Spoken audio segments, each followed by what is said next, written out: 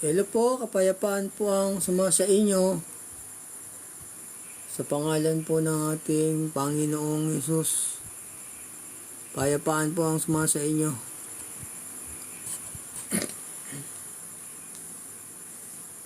Ang ating pong topic tungkol po sa tunay na sugo at saka tunay na church. At saka yung mga taong nakapasok sa Diyos, yun po yung ating paksa, yung tunay na nasugo ng Diyos, saka yung nakapasok sa Diyos, saka yung tunay na church, yun po yung ating paksa.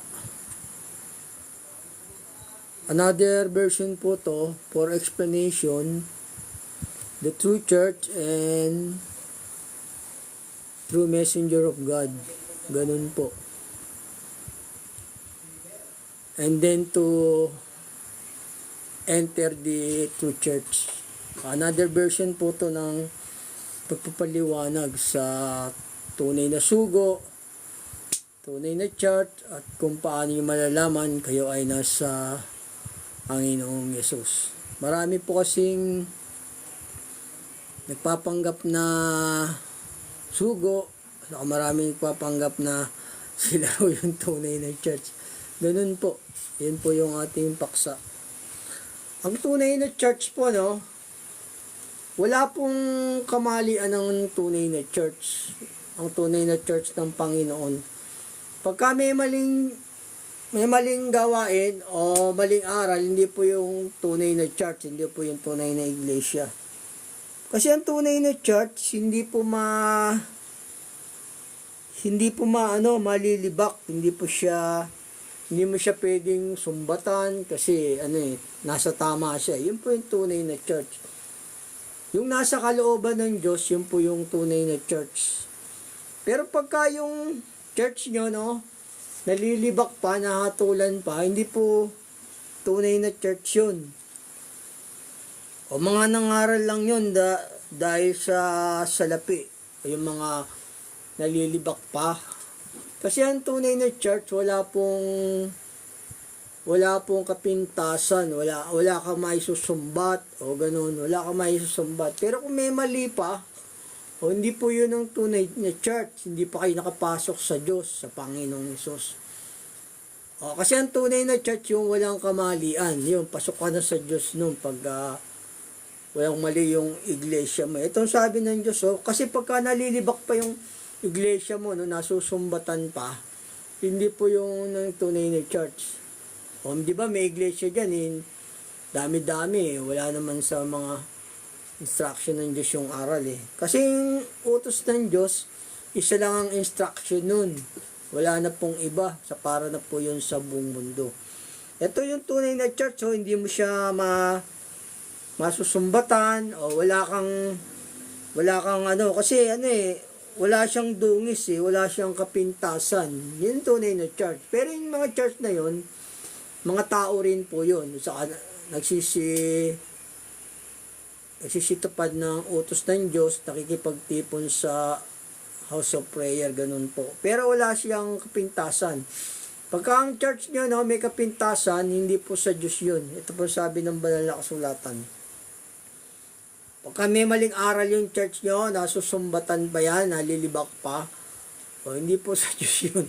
Mga nasa labas pa yan ng pananampalataya. Nasa kapangyarihan pa sila ni Satanas, ganun po. Itong sabi ng banal na kasulatan sa Efeso 5:25. Mga lalaki, ibigin ninyo ang inyong asawa gaya naman ni Kristo na umibig sa iglesia at ibinigay ang kanyang sarili dahil sa kanya, upang kanyang pakabanalin ito na nilinis sa pamagitan ng paghuhugas ng tubig na may salita, upang ang iglesia ay maiharap sa kanyang sarili na maluwalhati, walang dungis o kulubot o anumang gayong bagay, kundi ito ay narapat maging banal at walang kapintasan. Yung iglesia ng Panginoong Diyos ng Panginoong Hesus, walang kapintasan Pero kung iglesia niya may kapintasan, hindi po yun ang tunay na church.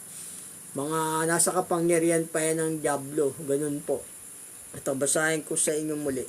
dito sa Efesos 5:27, upang ang iglesia ay maiharap sa kanyang sarili na walang sarili na malwalhati, na walang dungis o kulubot o anumang gayong bagay.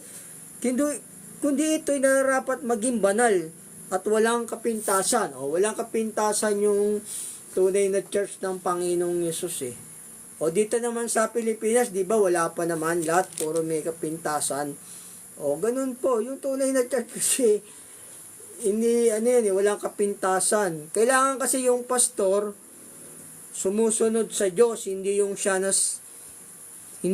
ang nasusunod. Kasi karamihan ng mga leader diyan, sila ang nasusunod, eh. Hindi naman yung Diyos, di ba? O ang Panginoong Yesus, anak na nga ng Ama. O hindi siya nasunod sa kanyang sarili. O yung Ama nasunod. Ganun po yung tunay na church, yung ang nasusunod yung Diyos, hindi po yung pastor. Ganun po. Pagka yung pastor po nasusunod, o hindi po sa Diyos yun. Ito nasa kapangyarihan pa yun ng dyablo. Eh sabi rito ng Diyos, sawayin. Sabi rito, sawayin silang may kaamuan. Ganun to. Para kasi nga, nasa kapangyarihan pa sila ni Satanas eh. Yung mga wala sa kalooban ng Diyos, nasa kapangyarihan pa yun Satanas. Ito sabi ng Diyos sa ikalawang Timoteo 2:25. Nasawaying may kamuan ang mga nagsisalangsang. O yun yung mga may pagsalangsang pa, o hindi pa yan sa Diyos. Baka sakaling sila ipagkalooban ng Diyos ng pagsisisi sa ikaalam ng katotohanan, at sila ay makawala sa silo ng dyablo na bumibiyag sa kanila ayon sa kanyang kalooban. O nasa kalooban pa ng dyablo yan yung mga may pagsalangsang sa utos. O wala pa yan, kasi yung tunay na sa Diyos na church, walang kapintasan po yun. O walang dungis, wala kang may susumbat. O na, oy, mali yung ganyan mo, wala ka yun yung po yung tunay na sa Diyos, yung walang kapintasan. Ito, sabi rito, sawayin, di ba? Sabi ng Diyos. Kasi yung sa Diyos kasi, walang kamalian yun, yung naaral ng Diyos, walang kamalian po yun. Kailangan sumusunod sa utos. Ito po sa may Tito 2:6. Iaral mo rin naman sa mga bagong tao na sila ay mga pakahinahon ng pag-iisip. Sa lahat ng mga bagay ay magpakilala kang ikaw ay isang ulira ng mabuting gawa. At sa inyong aral, ipakilala mo ang walang kamalian, ang kausayan. O walang kamalian yung sa Diyos yung mga tunay na church, yung sa Panginoong Diyos, sa Panginoong Yesus. Walang kamalian, wala kang masusumbat. Pagka merong kamalian na aral o kaya may pagsuway, hindi po sa Diyos yun. Kaya sabi nga ng Panginoong Yesus, hindi ang bawat nagsasabi sa akin, Panginoon, Panginoon, papasok sa kaharian ng langit. Kundi yung gumagat ng kalooban ng aking Ama na nasa langit. O yun po yung tunay na church, yung tumutupad sa mga kalooban ng Diyos. Pagka wala po sa kalooban ng Diyos, hindi po yun sa Panginoon. Hindi po yun sa Panginoong Diyos. Nasa kapangyarihan pa sila ni Satanas. Marami nagpapanggap na ganyan. Kala mo sa Diyos sila, hindi. Nagpapanggap lang sila. Kasi yung sa Diyos, wala pong kamali ang aral Sabi dito sa banal na kasulatan dito basahin ko sa inyo rito. Walang kamalian. Dito po sa unang Tesalonica, dito po sa unang Tesalonica 2:3, walang kamalian yung sa Diyos pagka sa Diyos kasi walang kamalian yung mga aral at saka gawa. Pag may kamalian pa, tas may kapintasan, hindi po sa Diyos pa yun, nasa kapangyarihan pa sila ni Satanas. Sabi dito ng Diyos, walang kamalian yung kanyang mga aral yung tunay na church. O pagka walang kamalian, o hindi nasusumbatan yung church nyo, o sa Diyos kayo nun. Sa Diyos kayo nun. Yun po yung tunay na sugo, yun po yung tunay na church. Ito, sabi rito, walang kamalian Ito po sa unang Tesalonica 2:3.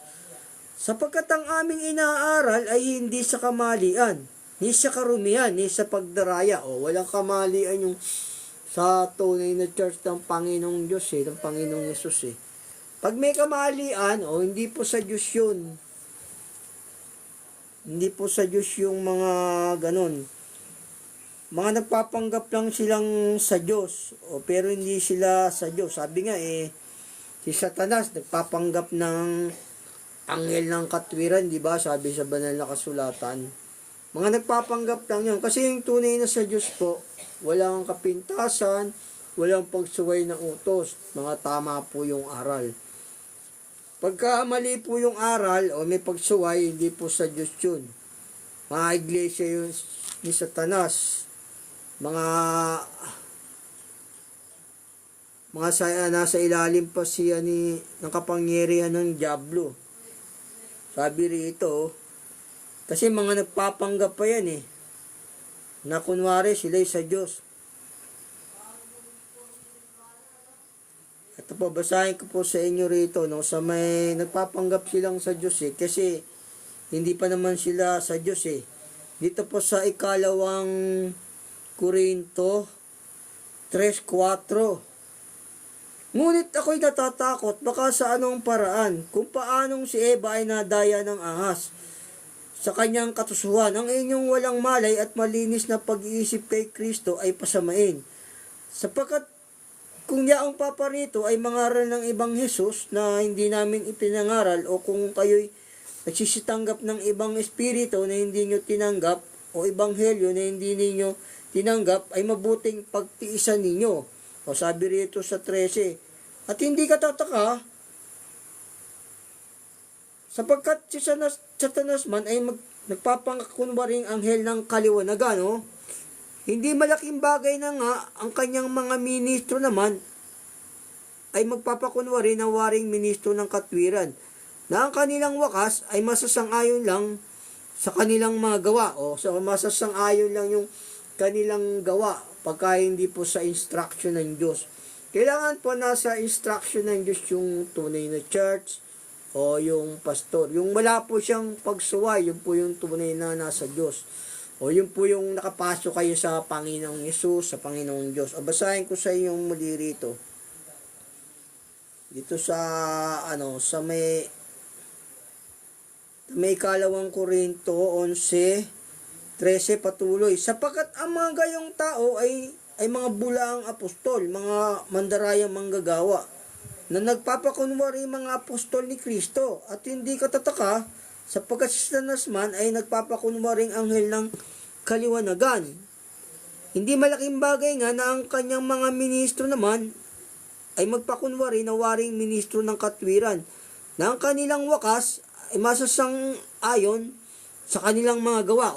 Yung wala sa mga kalooban ng Diyos. Satanas po yun, yung mga lumilihis ng utos. Kasi yung sa Diyos, wala pong kamalian na aral yun. Puro tama. O pagka may maling aral, hindi pa kayo nakapapasok sa Diyos. Hindi pa kayo nakapasok sa Panginoong Yesus. O hindi po yung tunay na sugo, hindi rin po yung tunay na church. Pagka mayroong mga maling aral, may mga kapintasan pa, hindi po yun. Kaya nga sabi ng Diyos dito, di ba? Hindi ang bawat nagsasabi sa akin, Panginoon, Panginoon papasok sa kaharian ng langit Sabi niyang Panginoong Yesus Ito, basahin ko sa inyo rito sa Mateo. Sa Mateo 7:21.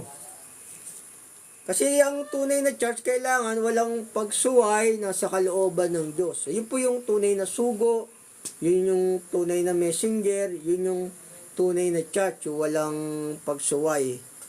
Kasi kahit maganda pa yung mga pagtitipon nyo, pag-aawitan nyo, kung wala po sa kalooban ng Diyos yung mga aral, instruction, hindi po sa Diyos yun. Nasa ilalim pa yun ng kapangyarihan ni Satanas.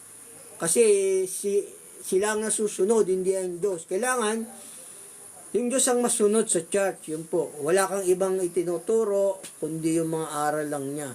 Pero kung aral lang ng propeta yon, nang galing sa kanya, hindi po yun. Kaya sabi ng Panginoong Yesus dito, sa Mateo, sa may 7:21, hindi ang bawat nagsasabi sa akin, Panginoon, Panginoon, ay papasok sa kaharian ng langit, kundi ang gumaganap ng kalooban ng aking Ama na nasa langit. O, yun po yung tunay na church, yung nasa kalooban ng Diyos. Kasi kahit na maganda po yung inyong pagtitipon, no?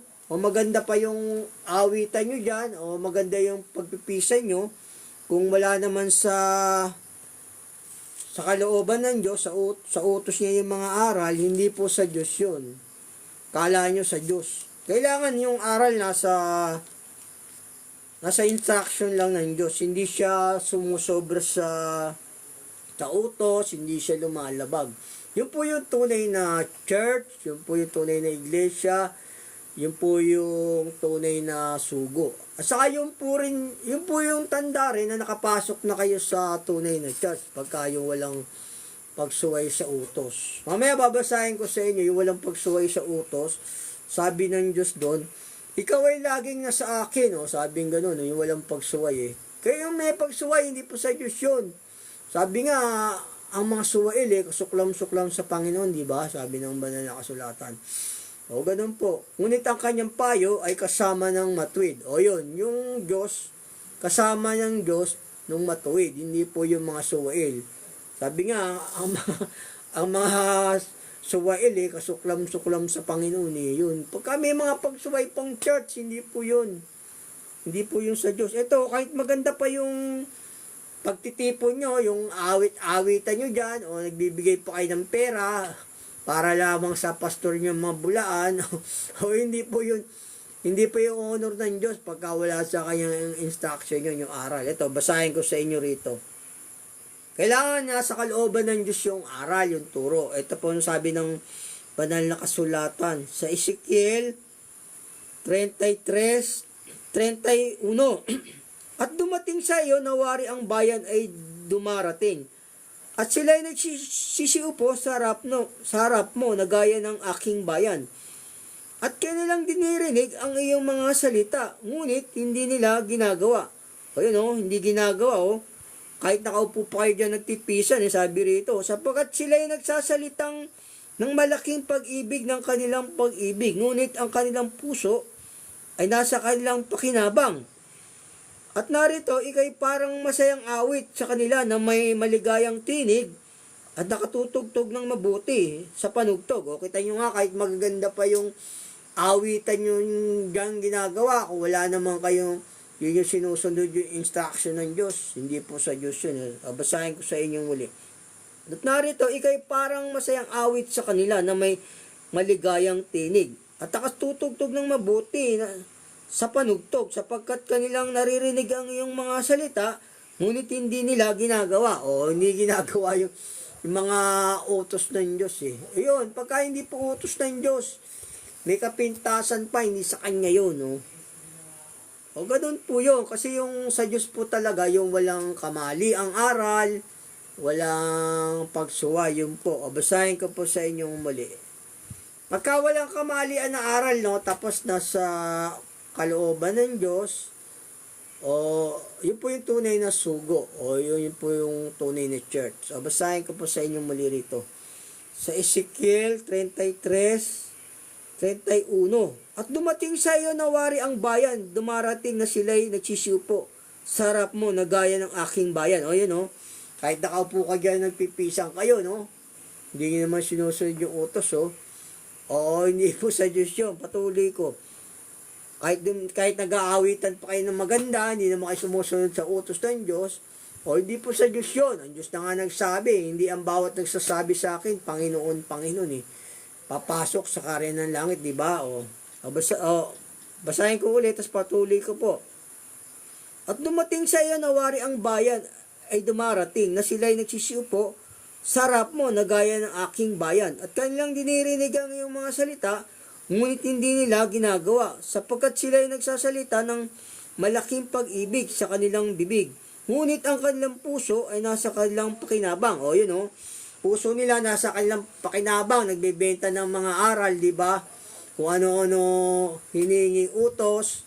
Ang utos ng Diyos magbigay ay sa pinansya ng puso. Yung ibang pastor dyan, di ba? Kung ano-ano hinihingi. O kung ano hinihingi nila. 1,000,000 lang, 1,000,000. Meron na akong 20 milyon. Mga bulaan po yung ganyan. Patuloy ko po. Tapos yung iba, dami-daming hiningi, di ba, sa mga miyembro. Pasya lang ng puso ang utos ng Diyos, yung pagbibigay, oh. Patuloy ko. At narito, ikay parang masayang awit sa kanila, oh. O yun, kahit umaawit ka pa, oh, hindi mo naman sinusunod ang utos, oh. Maganda pa yung awit nyo, no? Yung pala, hindi pala kayo dinirinig ng Diyos. Kasi wala kayo sa kalooban, oh. At narito, ikay parang masayang awit sa kanila na may maligayang tinig. At nakatutugtog ng mabuti sa panugtog, sapagkat kanilang naririnig ang iyong mga salita, ngunit hindi nila ginagawa, o hindi nila ginagawa, o kahit na sabihin mong maganda pa yung mga pagpipisan nyo dyan, pagtitipon nyo, hindi naman sinusunod ang utos, Hindi po sa Diyos yun, yung mga kamalian. Kasi yung sa Diyos talaga, yung nasa kalooban niya. Wala na pong iba. Kasi yung maliligtas, yung nasa kalooban ng Diyos. Wala na pong iba. Sila po yung number 1 na maliligtas, yung mga nasa kalooban niya. Pag wala po sa kalooban, hindi po yun. Hatulan ng tao ayon sa utos na tinanggap niya. Kasi yung maliligtas, yung nasa kalooban niya, yung nasa kalooban ng Diyos, ng Panginoong Yesus. Yung po yung nasa loob. Ito, sabi rito, yung nasa kalooban niya, ang tunay na maliligtas, yung nananahan sa kanya, di ba? Sabi niya, kundi ang gumaganap ng kalooban ng aking Ama na nasa langit. Yun po yung tunay na church, sila po yung tunay na iglesia. Kasi yung tunay na church, mga tao po yun, mga taong tumutupad ng utos ng Diyos. Ito sabi sa banal na kasulatan. Mga tao po talaga yun, yung sumusunod sa utos. Hindi po yung bahay panalangin, hindi po yun. Ito, mga tao po to, yung mga tunay na church, yung sumusunod sa kalooban ng Diyos. Ito po sabi ng banal na kasulatan. Ikalawang Korinto 6:16. At anong pakikipagkaisang mayroon ang templo ng Diyos sa mga Diyos-Diyosan? Ribulto, hindi yun sa Diyos. Sapagkat tayo ang templo ng Diyos. Yung mga tao yung templo ng Diyos. Mga tao, sabi rito. Sapagkat tayo templo ng Diyos na buhay. Gaya ng sabi ng Diyos, mananahan ako sa kanila. Yung Diyos mananahan sa atin pag sumusunod tayo sa kanyang utos. Mananahan ako sa kanila at lalakad ako sa kanila. Ako'y magiging kanilang Diyos at sila'y magiging aking bayan. Yun po yung tunay na church, yung mga tao po yun na sumusunod sa utos ng Diyos. Sa kalooban. Yun po, pagka hindi po sa kalooban ng Diyos, may kapintasan pa yung mga church nyo, iglesia nyo, hindi po yun ang tunay na sugo, hindi po yung tunay na church pagka may kapintasan pa. Kasi yung iglesia, walang kapintasan po yun, yung church. Kaya mag-ingat po kayo kung inaral ko lang po sa inyo to para malaman nyo kasi yung tunay na church ng Diyos, yung gumaganap ng kanyang kalooban, sila po yung mananahan magpakailanman. Sabihin, sila yung maliligtas. Ito sabi ng banal na kasulatan. Sa unang 1:2:15. Huwag ninyong ibigin ang sanlibutan, ang mga bagay na nasa sanlibutan. Kung ang sino man ay umiibig sa sanlibutan, ay wala sa kanya ang pag-ibig ng Ama. Sapagkat ang lahat ng nasa sanlibutan, ang masamang pita ng laman at ang masamang pita ng mga mata, at ang kapaluan sa buhay ay hindi mula sa Ama, kundi sa sanlibutan. At ang sanlibutan ay lumilipas at ang masamang pita niyaon. Datapat ang gumagawa ng kalooban ng Diyos, mananahan magpakailanman. Yun yung tunay na sud sa Diyos, yung maliligtas, yung gumaganap ng kanyang kalooban. Sabi ng Panginoong Yesus, hindi ang bawat nagsasabi sa akin, Panginoon, Panginoon, ay papasok sa karyan ng langit, kundi ang gumaganap ng kalooban ng aking Ama na nasa langit. Sila yung mananahan magpakailanman, yun yung maliligtas, yun po yung tunay na iglesia, na church. Yung tanda yun na nakapasok na kayo sa Diyos, sa Panginoong Yesus, kung sumusunod kayo sa kanyang kalooban, sa kanyang mga utos. Kung may kapintasan pa yung church nyo, hindi pa yun. Nasa kapangyarihan pa yun ng Diablo. Kailangan magbalik loob lang kayo. Ito, basahin ko sa inyo muli rito. Sa unang 1:2:17. At ang sanlibutan ay lumilipas, at ang masamang pita niyaon. Datapat ang gumagawa ng kalooban ng Diyos ay mananahan magpakailanman. O yun maliligtas, yung mga gumaganap ng kalooban ng Diyos. O sila yung tunay na church, yung sumusunod sa utos na walang kapintasan, ganun. Kasi yung tunay na mangangaral ng Diyos, no, yung hindi siya ang nasusunod. Hindi siya nasusunod, kundi yung Diyos ang nasusunod. Ganun po yun. Pagka yung siya ang nasunod, o hindi po sa Diyos yun. Mga bulaan po yung ganun, yung nasusunod sila. Kailangan yung utos ng Diyos. Sabi nga kaya ko inaaral sa inyo to, no, para malaman nyo na ang tunay na church yung nasa kalooban ng Diyos. Pag wala po sa kalooban, hindi po yun. Sabi nga, ipakilala mo yung kasalanan sa kanila. Sabi ng Diyos dito, ito sabi ng banal na kasulatan. Sa Isaiah 58:1. Humiyaw ka ng malakas, huwag kang magpigil. Ilakas mo ang iyong tinig na parang pakakak. At iyong ipahayag sa aking bayan ang kanilang pagsalangsang. At sa sambayan ni Jacob ang kanilang mga kasalanan, no? O, sabi ng Diyos, ipahayag yung mga kasalanan nyo O, kaya pinahayag ko yung mga kasalanan nyo. Hindi po yan sa Diyos pa, yung mga may pagsuway na church. Hindi pa po yan. Hindi pa nakakapasok sa Diyos, sa Panginoong Yesus. Sabi nga ng Panginoong Yesus, sino man pumasok sa akin, siyang maliligtas. Sabi nga nun, di ba? Ako ang pintuan, Sino man pumasok sa akin, siyang maliligtas. O yung pagka may mga kasalanan may kasalanan pa yung inyong church, hindi pa po sa Diyos yun. Ganun po yun. Hindi pa po kayo nakakapasok. Kasi meron ditong binangitan Diyos, sabi niya rin sa talinghaga niya, ikaw ay laging nasa akin. O yun yung laging nasa Diyos, yung hindi po sumusuway na sa utos. O yun po, mamaya basahin ko po sa inyo. Kasi pinutol ni TikTok yung video ko doon kaya itinuro ko muli sa inyo to, ibang version naman.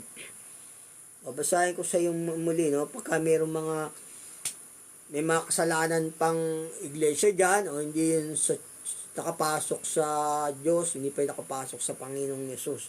Sabi rito sa Isaiah 58:1, humiyaw ka ng malakas, huwag kang magpigil. Ilakas mo ang iyong tinig na parang pakakak. At iyong ipahayag sa aking bayan ang kanilang pagsalangsang. At sa sambayan ni Jacob ang kanilang mga kasalanan. Ayun, ipasabi rito ng Diyos, ipahayag yung kanilang mga kasalanan. Yun, ipinahayag ko yung mga kasalanan nyo. Di ba? Wala pa naman talaga kayo sa Diyos. Tapos sabihin nyo, kayong tunay na church. So, kayong tunay na iglesia. Ang tunay na iglesia, yung sumusunod sa utos, yung hindi ikaw ang nasusunod.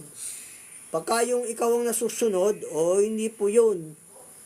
Kailangan tumanggi ka sa sarili mo para tunay kang church. Ito po ang sabi ng banal na kasulatan. Ito po sa kailangan tumanggi ka sa sarili mo para ikaw yung tunay na church. Sabi ng Panginoong Yesus dito. Sa may Lucas 14. Kailangan mapuot ka muna sa mga nanay mo, tatay mo, susunduin mo yung utos ng Diyos. Ganon. Kailangan kapuotan mo rin yung sarili mo para tunay kang messenger ng Diyos, tunay kang sugo. Pagka hindi ka napuot sa mga ka-relatives mo sa iyong sarili, hindi ka sugo ng Diyos, hindi ka mensahero ng Diyos, ganun. Kasi kailangan, itanggi mo yung sarili mo, sabi ng Panginoong Diyos dito, ng Panginoong Yesus. Ito, basahin ko sa inyo rito sa Lucas 14:25. Nagsisama nga sa kanya ang lubang maraming tao at siya'y lumingon at sa kanila'y sinabi, kung sino man ay tao ay pumaparito sa akin at hindi napupuot sa kanyang sariling ama at sa kanyang asawa at mga anak at mga kapatid na lalaki at mga kapatid na babae, pati sa kanyang sariling buhay man, ay hindi maaaring maging alagad ko. Ayun, Hindi maaaring maging alagad ng Diyos kundi mo kapuputan yung mga ka-relatives mo o mga anak mo o pati sa iyong sarili. Ibig sabihin lang nitong verse na to, no? Kasi dahil sa pag-ibig mo sa mga ka-relatives mo, no, sa iyong sarili, kasi iba, 'di ba, nagnakaw dahil sa anak o yung o 'di ba, merong gano'n, yun po yung ibig sabihin lang po nito.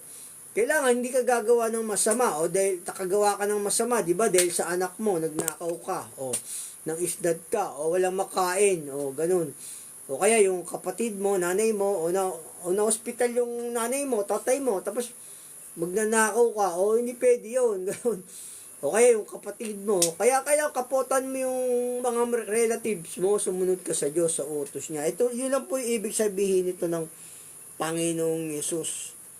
Yung ang hindi napupot sa kanyang ama at kapatid, mga ka-relative, kailangan kapopotan mo, hindi kasi 'di ba may nakakagawa ng masama dahil sa mga asawa, anak o 'di ba, yung iba nagnanakaw, nangiisdat dahil sa anak na may sakit o 'di ba? Ganun ibig sabihin ng Panginoong Yesus dito. Kailangan susundin mo yung utos mo, hindi ka gagawa ng masama. Ganun po ibig sabihin niya. O basahin ko po sa inyong muli. Miski sa'yo, o gusto mong yumaman, o di ba? Miski ikaw, halimbawa ikaw, tapos nangi-scam ka pala, o hindi ka pwedeng mga alagad ng Diyos. Ay pala, scammer ka pala. O di ba maraming nasangkot sa mga scammer? O di ba? Yung diyan. O endorsement ka ng products nila, tapos yung ini-endorsement mo pala. O nakakalasod. Ayun, parang ganun po yun. Kailangan kaputan mo yung sarili mo rin, no? O magkakapera ka nga, yayaman ka, makagawa ka naman ng masama, nag-endorsement ka ng mga may laso na products para lang yumaman ka. Ganun, kaputan mo yung sarili mo, tapos huwag kang mangi-istat, mangi-scam, ganun. Kasi iba para yumaman, nag-i-scam ka di ba? O gano'n, hindi ka pwedeng maging alagad ng Panginoong Diyos, ng Panginoong Yesus, kung makakagawa ka ng masama dahil sa iyong mga ka-relative. Yun po ibig sabihin nito ng Panginoong Diyos, ng Panginoong Yesus. Basahin ko po sa inyong muli. Ito po sa 14:25. Nagsisama nga sa kanya ang lubang maraming tao at siya'y lumingon at sa kanila'y sinabi, kung sino man tao ay pumaparito sa akin at hindi napupot sa kanyang sariling ama at ina at asawang babae at mga anak at mga kapatid na lalaki at mga kapatid na babae, oo, pati sa kanyang sariling buhay man, ay hindi siya maaring maging alagad ko. Ayun, oh. Hindi ka magiging alagad ng Panginoong Yesus kung hindi mo kapuputan lahat yung ka-relatives mo, pati yung sarili. Sino mang hindi nagdadala ng kanyang sariling krus at sumusunod sa akin, ay hindi maaring alagad ko. Ayun, oh. Kailangan dalhin mo muna yung mga, sundin mo yung utos ng Diyos, ibig sabihin nito, yung dalhin mo yung krus niya. Sundin mo yung utos ng Panginoong Diyos, ng Panginoong Yesus. O, siya muna yung iibigin mo. Kasi nga, di ba na may tao nakagawa ng masama dahil sa mga nanay at tatay niya, anak, kapatid, o gano'n. Yun po ibig sabihin ng Panginoong Yesus dito. Kailangan siya yung bang sundin mo yung utos ng Diyos, wag yung mga ibigin mo. Kailangan ibigin mo ang Diyos. Sabi, ibigin mo nga ang Panginoong Diyos, di ba? Ng buong puso mo, ng buong kaluluwa mo. O huwag kang iibig ng higit sa mga kapatid mo, nanay mo. O di ba, iba na sobrang pag-ibig sa kapatid o anak, nakakagawa ng masama, o di ba? O ganun po ibig sabihin ng Panginoong Yesus, ng Diyos. Yung hindi mo sila iibigin gaano. O unahin mo yung utos ng Diyos, ibig sabihin po nun. Ito sabi ng may ibang sabi pa rin dito ang Panginoong Yesus, dito po sa 8. Ito po sabi sa 8. Kailangan unahin mo yung ebanghelyo niya, yung utos niya, bago yung mga nanay mo, tatay mo, o ganun. Ito sabi ng banal na kasulatan. Sa Marcos 8:34. At pinalapit niya sa kanya ang karamihan, pati ng kanyang mga alagad. At sa kanila'y sinabi, kung sino man tao ay ibig sumunod sa akin, tumanggi sa kanyang sarili at pasanin ang kanyang krus at sumunod sa akin. Sapagkat sino mang ibig iligtas ang kanyang buhay, ay mawawalan nito. Sino mang mawalan ng kanyang buhay dahil sa akin at sa Ebanghelyo, maililigtas siyaon. O yun o, maliligtas siyaon dahil sa Ebanghelyo, yung sumusunod ka sa kanya. Ibig sabihin po nun, hindi yung nakakagawa ka ng masama dahil sa nanay tatay mo, gano'n, sa anak mo, kailangan sundin mo yung utos ng Diyos. Ganun po yung ibig sabihin ng Panginoong Yesus dito. Ito ang sabi rin sa ibang verse ng Biblia dito sa Gis ni Mateo 37. Ang umiibig sa ama o sa ina nang higit kay sa akin ay hindi karapat dapat sa akin. Ang umiibig sa anak na lalaki o anak na babae ay nang higit sa akin ay hindi karapat dapat sa akin. At ang hindi nagpapasan ng kanyang krus at sumusunod sa akin, ay hindi karapat dapat sa akin. Ang nakasusumpong ng kanyang buhay ay mawawalan nito. Ang mawalan ng buhay dahil sa akin, ay makasusumpong niyaon. Ayun o, itong sabi ng Diyos dito. O kailangan, hindi mo ibigin gaano yung nanay mo, tatay mo, kapatid mo, anak mo. O di ba sobrang pag-ibig ng iba sa kanyang anak. O dahil wala makain, magnanakaw, o di ba? O yun po ibig sabihin ng Diyos. Hindi ka dapat gumawa ng masama dahil sa iyong mga ka-relatives. O unahin may utos ng Diyos para makasumpong ka ng buhay. Ganun po ibig sabihin ng Diyos ng Panginoong Yesus doon. Kailangan kaputan mo muna yung sarili mo, hindi ka gagawa ng masama. O yun po yung nakapasok sa Diyos, yung sumusunod sa utos. Etong sabi ng Panginoong Jesus dito, no? Dito po sila yung nakapasok sa Diyos, yung sumusunod sa kalooban niya. Yun po yung mga tunay na sugo, tunay na church, saka yung nakapasok kayo, yung walang pagsuway sa utos. Kasi sabi ng Diyos dito, sabi niya, lagi kang nasa akin. Sabi niya. Kasi nga, hindi siya sumuway sa utos ng Panginoong Diyos. Yun po yung nakatunay na church. Yung tunay na iglesia. Yun po yung tunay na sugo. O yun po yung nakapasok kayo sa Panginoong Yesus. Nakapasok kayo sa kanyang katwiran. Ito po sabi ng banal na kasulatan.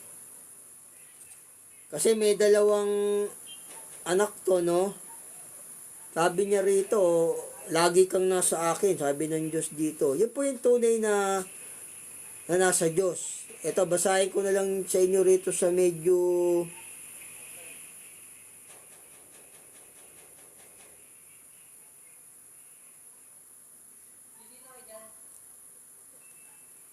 basahin ko sa inyo rito sa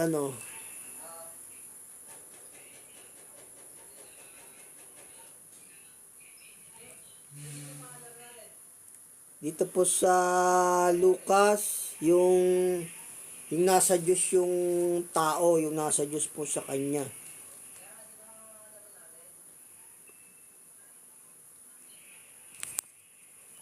Yun po yung nasa Diyos, yung sumusunod sa kanyang utos, sabi ng Panginoon dito. Ito po sa mahaba po to. Dito po sa Lucas 15:11. Sa Lucas 15:11 patuloy. Ito po yung talinghaga sa katunayan na siya yung nasa Diyos kasi hindi siya sumuway sa utos eh. Siya yung nakapasok na sa Diyos. Ito sabi ng banal na kasulatan. Nakapasok siya sa church, nakapasok siya sa Diyos. O yun po yung tunay na na sugo ng Diyos, yung mga walang pagsuway sa utos. At saka yung tunay na church. Ito, basahin ko sa inyo rito sa Lucas 15:11. At sinabi niya, may isang tao na may dalawang anak na lalaki. At sinabi sa kanyang ama ng bunso, Ama, ibigay mo sa akin ang bahagi ng iyong kayamanan na ukol sa akin. At binahagi niya sa kanila ang kanyang pagkabuhay. At hindi nakaraan ang maraming araw, ay tinipon ng lahat ng anak na bunso ang ganang kanya at naglakbay sa isang malayong lupain. At doon inaksaya ang kanyang kabuhayan sa paluging pamumuhay. At nang magugol na niyang lahat, ay nagkaroon ng isang malaking kagutom sa lupain niyon. At siya ay nagpasimulang mga ilangan. At pumaroon siya nakisama sa isa sa mga mamamayan sa lupain niyon. At sinugo niya siya sa kanyang mga parang upang magpakain ng mga baboy. At ibig sana niyang mabusog ang kanyang tiyan ng mga ipa na kinakain ng mga baboy at walang tao magbigay sa kanya. Datapot nang siya mag-isip ay sinabi niya, ilang mga alilang upahan ng aking ama ang may sapat na lumalabis na pagkain. At ako'y rito'y mamamatay ng gutom. Magtitindig ako at paroroon sa aking ama at aking sasabihin sa aking ama, nagkasala ako laban sa langit at sa iyong paningin. Hindi na ako karapat dapat tawaging anak mo, gawin mo akong tulad sa isa sa iyong mga alilang upuan. At siya'y nagtindig at pumaroon sa kanyang ama. Tatapat samantalang nasa malayo pa siya ay natanawan na siya ng kanyang ama at nagdalang ngabag. At tumakbo at niyakap niya sa liig at siya'y nagkan at sinabi ng anak sa kanya, Ama, nagkasala ako laban sa langit at sa iyong paningin. Hindi na ako karapat-dapat na tawaging anak mo. Datapat sinabi ng ama sa kanyang mga alipin, dali ninyo rito madali ang pinakamabuting balabal at isuot ninyo sa kanya at lagyan ninyo ng singsing ang kanyang kamay at mga panyapak ang kanyang mga paa at kunin ninyo ang pinatabang guya at inyong patayin at tayo magsikain at mga tuwa sapagkat patay na ang anak kong ito at muling nabuhay at siya'y nawala nasumpungan at sila'y nagpasimulang magkatuwa. Nasa bukid nga ang anak niyang panganay at nang siya'y dumating at malapit sa bahay at narinig niya ang tugtugan at ang sayawan. At pinalapit niya sa kanya ang isa sa mga alipin at tinanong kung ano kaya ang mga bagay na iyon. At sinabi niya sa kanya, dumating ang kapatid mo at pinatay ng iyong ama ang pinatabang guya at dahil siya'y tinanggap niyang ligtas at magaling. Datapat nagalit siya at ayaw pumasok at lumabas ang kanyang ama at siya'y namanhik sa kanya. Tatapat siya'y sumagot at sinabi sa kanyang ama, maraming taon nang kita'y pinaglilingkuran at kailanman hindi ako sumuway sa iyong utos. Ayun yung di sumuway sa utos ng Diyos, yun po yung laging nasa Diyos. Yung talinghagang pong ito sa Lucas 15. Basahin ko sa inyong muli. Tatapat siya'y sumagot at sinabi sa kanyang ama, narito, maraming taon nang kita'y pinaglilingkuran. Kailanman hindi ako sumuway sa iyong utos. Ayun po yung nasa Diyos, yung hindi sumusuway sa utos. Kaya yung may mga pagsuway na church, hindi pa po sa Diyos yun. Hindi pa po yun nakakapasok sa Diyos. Patuloy ko po Patuloy ko po. At gayon may hindi mo ako binigyan kailanman ng isang maliit na kambing upang ipagkatuwa ko sa aking kaibigan. Datapat nang dumating itong anak mong umubos ng iyong pagkabuhay sa mga patutot, ay pinagpatay mo siya ng pinatabang guya. At sinabi niya sa kanya, anak, ikaw ay palaging nasa akin. At iyo ang lahat ng akin. Ayun, sabi ng Diyos dito, anak, ikaw ay palaging nasa akin. Ayun, palaging nasa Diyos tayo kung sumusunod tayo sa utos. Ito ang ibig sabihin ng talinghagang to. Ito sabi ng Diyos. Basahin ko sa inyong muli. At sinabi niya sa kanya, anak, ikaw ay palaging nasa akin. At iyo ang lahat ng akin. Yung anak niyang tinutukoy dito, yung palaging nasa kanya, yung hindi sumusuway sa utos, yun po yung nakapasok sa Diyos, sa Panginoong Yesus. Yun din po yung tunay na messenger ng Diyos, yun po rin yung tunay na church. Kasi dito, hindi nga siya sumuway. Tapos sabi ng Diyos sa kanya, anak, palagi kang nasa akin. Sabi niya gano'n. Basahin ko sa inyong muli. Sabi niya kasi rito, hindi siya sumuway. Basahin ko rito sa Lucas 15:29. Datapat siya'y sumagot at sinabi sa kanyang ama, narito, maraming taon nang kita'y pinaglilingkuran. At kailanman hindi ako sumuway sa iyong utos. Kita nyo nga, hindi siya sumuway sa utos. Yun nakapasok sa Diyos, sa Panginoong Yesus. Yung walang pagsuway sa utos. Kaya sabi ng ama rito, anak, palagi kang nasa akin. Diba? Lahat ng iyo ay akin. Yun po yung tunay na church, nakapasok sa Diyos. Yung tunay na messenger din ng Diyos. Kasi wala siyang pagsuway. Ayun po yung tunay. Pero yung mga may pagsuway, Hindi po yun. Sabi ng Diyos dito, yung mga sumusuway, kasuklam-suklam sa kanya yun. Ito, basahin ko sa inyo rito. Yung mga alam na yung utos, o tapos iba dyan, papanggap, sugo raw, dami-dami yung pagsuway sa utos. Hindi po sa Diyos yung mga yun, no? Ito sabi ng banal na kasulatan sa may Kawikaan 3:32, sapagkat ang mga suwail ay kasuklam-suklam sa Panginoon. O kita nyo nga, yung mga sumusuway sa Diyos, sabihin na sugo raw sila, ang dami-dami ng pagsuway. Kasuklam-suklam po sa Diyos yung mga yun, hindi yung mga sugo, yung mga may pagsuway sa utos. Hindi rin po yung tunay na church. Hindi rin po yun. Kasi mga pag sumusuway sa utos ng Diyos, kasuklam-suklam sa Kanya yun eh. Sabi nga ng Panginoong Yesus ang hindi sumasa akin ay laban sa akin. O ganun. Makaaway po ng Diyos yun, yung mga sumusuway sa utos niya. Kasi kung hindi man nila alam yung aral, hindi sila sugo. Mga nagnakaw lang ng aral ng Diyos yun.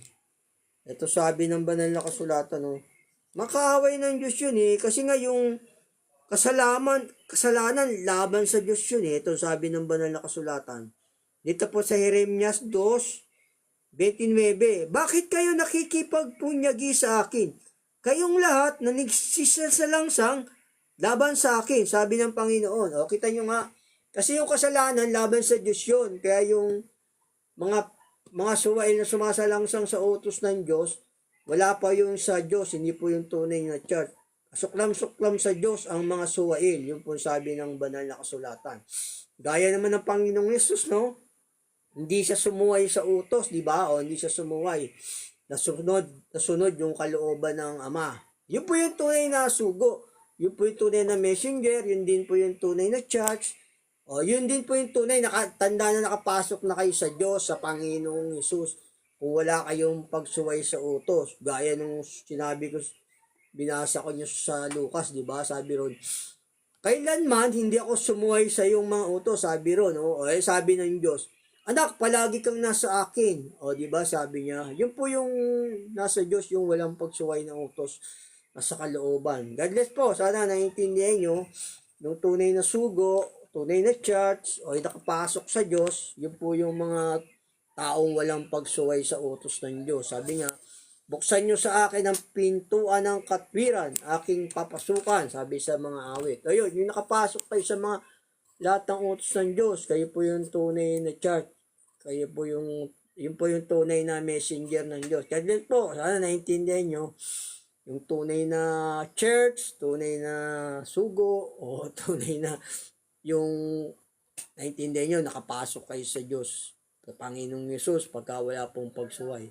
Kasi ang mga sumusuway, kasuklam-suklam po yung sa Diyos. Kasuklam-suklam sila sa Diyos. Sabi nga ng Panginoong Yesus ang hindi sumasa akin ay laban sa akin. O mga kalaban ng Diyos yan. Yung mga nagpapanggap na sila raw yung tunay ng Diyos na church. Tapos laban pala sa Panginoong Yesus, di ba? Bakit kayo nakikipagpunyagi sa akin? Kayong lahat naninigsalangsang laban sa akin. O yung may suway, hindi po sa Diyos yun. Kasi nga, yung mga suwail, kasuklam-suklam sa Panginoon. God bless po. Magandang gabi po. Yan po yung ating